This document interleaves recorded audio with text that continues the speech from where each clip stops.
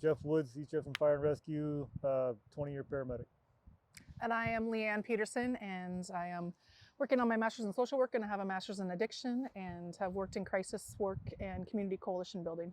The CARES program is actually under an RCW that Governor Inslee signed back in 2015 and made it a Senate bill. And the acronym stands for Community Assistance Referral Education Services. The intention coming into this work was to link individuals to services that they may not be aware of. One of the challenges that the fire department has with our deployment model is we're tooled to respond to emergencies, a 911 emergency, very quickly and deal with the emergency, mitigate the hazard, or treat the patient, get them to the care they need quickly, and then get back in service so that we're available for the next 911 emergency.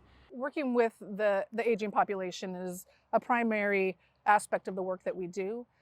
If we track our data on a daily basis, and over the 4 months that we've been working, about 80% of our individuals that we work with are over the age of 65 years old.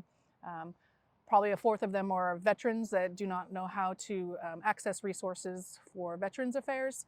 And what we do is we work alongside the individuals. We ask them what their needs are. We support those needs. 911 resources will respond to the scene, see some things that need to be followed up on by the CARES unit, and then the CARES unit will follow up the next day or so and then try to help navigate that person to some of the resources that we have in our communities.